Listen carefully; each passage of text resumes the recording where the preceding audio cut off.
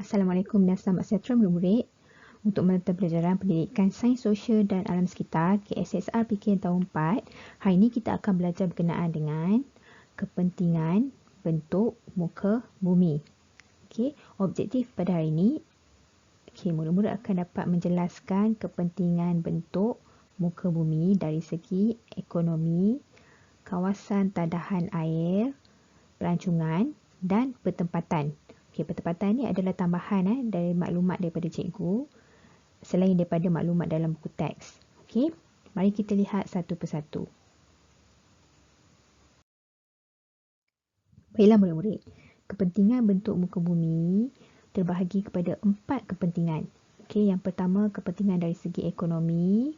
Yang kedua, kepentingan dari segi kawasan tadahan air. Yang ketiga, penting sebagai pelancongan. Dan yang keempat, sebagai pertempatan, iaitu ini adalah maklumat tambahan daripada cikgu selain daripada maklumat buku teks, menekankan 3 perkara di atas sahaja: ekonomi, kawasan tadahan air dan pelancongan. Jadi cikgu tambahkan satu lagi, iaitu sebagai penting untuk pertempatan. Mari kita lihat satu persatu. Baiklah murid-murid, kita lihat kepentingan dari segi kepentingan bentuk muka bumi dari segi ekonomi. Murid-murid dapat lihat di sini ada aktiviti pertanian, perikanan dan perindustrian. Semua ni adalah untuk menjana sumber pendapatan kepada masyarakat dan negara. Pertanian dan perindustrian di kawasan tanah pamah. Maksudnya kawasan pertanian ni dan perindustrian ni selalunya dibina ataupun dilakukan aktiviti tersebut di kawasan tanah pamah, iaitu kawasan yang macam sekarang kita duduk lah, yang rata, dataran yang rata itu tanah pamah. Dan untuk perikanan di pinggir laut. Maksudnya di tepi-tepi laut, berdekatan dengan laut. Seperti dalam contoh gambar ni, iaitu peternakan ikan dalam sangkar. Semua aktiviti-aktiviti ni dapat menjanakan pendapatan kepada masyarakat, kepada orang lah, maksudnya kepada individu nak cari pendapatan, dan juga menyumbangkan kepada ekonomi negara. Jadi inilah kepentingan bentuk muka bumi dari segi ekonomi. Kita lihat seterusnya. Kepentingan yang kedua, kepentingan bentuk muka bumi dari segi sebagai kawasan tadahan air. Pentingnya bentuk muka bumi sebagai kawasan tadahan air. Murid-murid dapat lihat dalam gambar.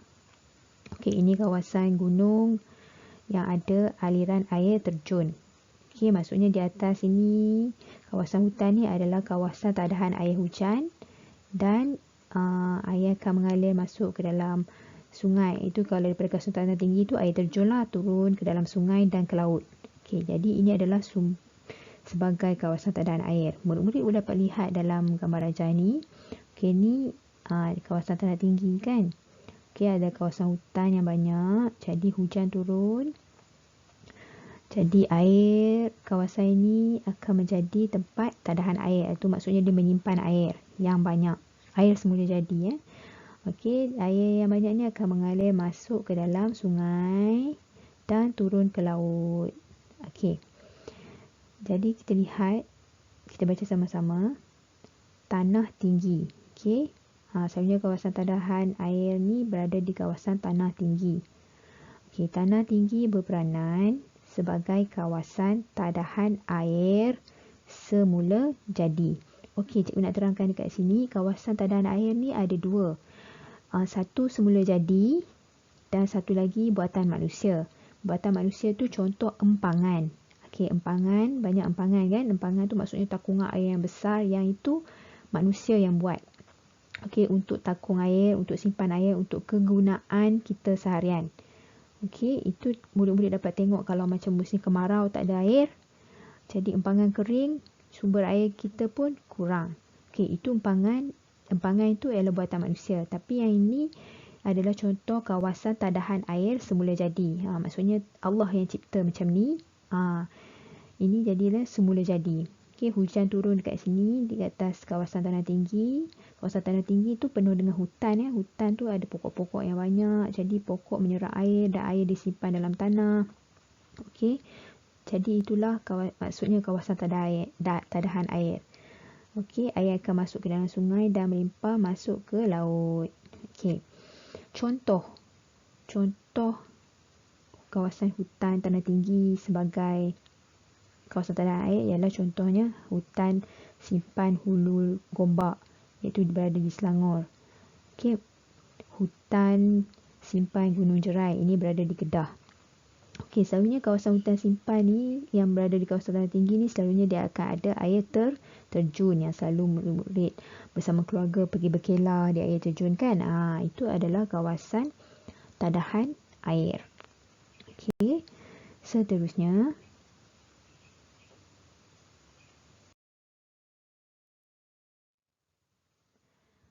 kepentingan bentuk muka bumi sebagai pelancongan. Okey, murid-murid boleh lihat gambar. Ini gambar di tepi pantai. Okey, itu kawasan pinggir laut. Okey, kawasan pinggir laut penting untuk pelancongan. Yang ini kawasan tanah tinggi iaitu kereta kabel. Selalunya dia berada di kawasan tanah tinggi. Ini di Pulau Langkawi ya. Yang ini pula Genting Highland. Murid-murid pun pernah pergi, cikgu rasa. Genting Highland ada macam-macam taman tema lah, tempat membeli belah lah. Semua ini dibuat di tanah tinggi. Tempat kunjungan orang ramai. Dan ini pun cikgu rasa murid-murid ramai dah pergi, iaitu Cameron Highland. Okey, Cameron Highland pun tempat pelancongan dan tempat pertanian juga. Okey, mari kita lihat bersama-sama tanah tinggi dan pinggir laut sebagai tempat tarikan dan pusat pelancongan. Okey, selalunya orang suka melancong tempat-tempat macam ni lah. Orang suka pergi laut, okey, pergi main di pantai ataupun pergi tempat-tempat tanah tinggi seperti ini. Okey, mari kita lihat contoh. Contoh kalau pinggir laut tu maksudnya pantai lah. Pantai apa yang selalu pergi? Kalau kita ni berdekatan selalu pergi Port Dickson. Port Dickson pantai dia cantik juga kan, boleh mandi laut. Okey, ini contoh pantai Teluk Kemang di Port Dickson. Okey, ataupun pantai Cerating di Pahang. Ini Pahang. Dan banyak lagi pantai-pantai di seluruh Malaysia. Pantai Terengganu cantik. Banyak lagi pantai Kelantan. Okey, di Selangor pun ada pantai Morit. Okey, banyak contoh pantai yang menjadi tarikan pelancong. Okey, ini Genting Highlands, Cameron Highlands, kereta kabel Langkawi iaitu yang berada di Gunung Mat Cincang. Ini adalah contoh tempat pelancongan di kawasan tanah tinggi. Okey, kawasan tanah tinggi. Okey, ini untuk pelancongan dan seterusnya.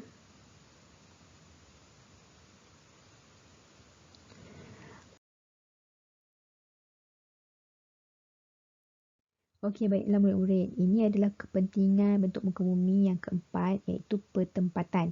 Ini adalah maklumat tambahan daripada cikgu selain daripada 3 maklumat di atas tadi, 3 kepentingan tadi yang ada dalam buku teks. Jadi yang pertempatan ni cikgu buat penambahan. Okey. Pertempatan ni ialah tempat manusia tinggal dan berinteraksi antara satu sama lain. Murid-murid boleh lihat gambar. Okey, pertempatan tu maksudnya tempat tinggal. Ini rumah dekat rumah taman kan. Kawasan rumah taman. Ini kawasan rumah kampung, maksudnya luar bandar. Ini kawasan bandar. Ni pun kawasan bandar, ada bangunan tinggi-tinggi, bangunan pejabat, bangunan kedai, ada rumah pangsa, ada kondominium, ada apartmen. Semua tu kawasan pertempatan. Maksudnya kawasan tinggal, tempat manusia tinggal dan manusia berinteraksi antara sama lain untuk kegiatan harian. Okey. Kawasan tanah pamah sesuai untuk kawasan pertempatan. Okey, kawasan pertempatan ni, kawasan untuk bina rumah ni sesuai untuk kawasan tanah pamah. Contoh pertempatan bandar iaitu Kuala Lumpur dan Ipoh.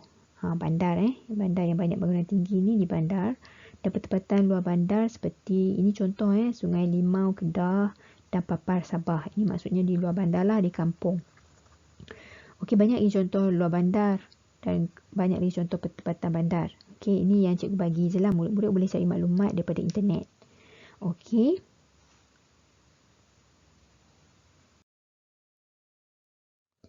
Ya, murid-murid, inilah gabungan semua gambar yang kita pelajari tentang kepentingan bentuk muka bumi. Okey, cikgu harap murid-murid dapat salin nota yang bertanda perkataan salin di atas. Okey, dan dapat cuba fahami penerangan yang disampaikan oleh cikgu. Okey, terima kasih. Jumpa lagi.